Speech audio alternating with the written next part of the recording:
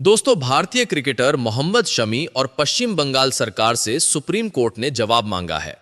ये नोटिस शमी की अलग रह रही पत्नी हसीन जहां की उस याचिका पर जारी किया गया है जिसमें उन्होंने गुजारा भत्ता बढ़ाने की मांग की है। दोस्तों, क्या मोहम्मद शमी की पत्नी शमी के साथ सही कर रही है या नहीं, कमेंट करें और चैनल को भी सब्सक्राइब जरूर कर दें। अब आगे का मामला बताते हैं। हसीन जहां ने कोर्ट से कहा है कि वर्तमान राशि उनके और बेटी के खर्चों के लिए अपर्याप्त है। सुनवाई के दौरान पीठ ने मौखिक टिप्पणी में कहा कि अंतरिम राहत के तौर पर कलकत्ता हाईकोर्ट द्वारा तय की गई राशि काफी उचित लगती है। अदालत ने कहा कि अंतिम निर्णय से पहले दोनों पक्षों का पक्ष सुनना आवश्यक है। इससे पहले कलकत्ता हाईकोर्ट ने आदेश दिया था कि मोहम्मद शमी अपनी पत्नी और बेटी को हर महीने कुल 4 लाख रुपए बतौर गुजारा भत्ता दें।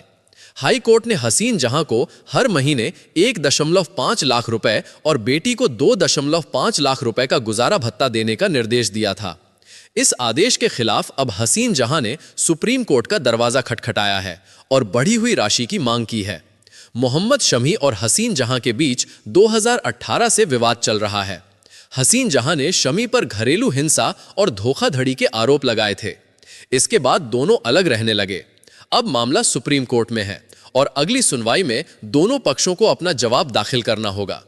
उच्च न्यायालय के न्यायमूर्ति अजय कुमार मुखर्जी द्वारा पारित आदेश में कहा गया था, मेरे विचार से याचिकाकर्ता नंबर 1 हसीन जहां को 1,50,000 रुपए प्रति माह और उनकी बेटी को 2,50,000 रुपए की राशि मामले का निपटारा होने तक दोनों याचिकाकर्ताओं के लिए वित्तीय स्थिरता सुनिश्चित करने के लिए उचित होगा। आदेश में कहा गया था, हालांकि याचिकाकर्ता के बच्चे के संबंध में पति विपरीत पक्ष शमी को हमेशा स्वेच्छा से उसकी शिक्षा और या अन्य उचित खर्चों में उपरोक्त राशि के अतिरिक्त सहायता करने की स्वतंत्रता होगी। कोर्ट के इस फैसले के बाद हसीन जहां का बयान आया था। उन्होंने बताया कि शादी से पहले वो मॉडलिंग करती थीं, लेकिन शमी ने उन्हें गृहिणी बनकर जीने के लिए कहा। हसीन जहां ने कहा, मैं शादी से पहले मॉडलिंग और एक्टिंग करती थी।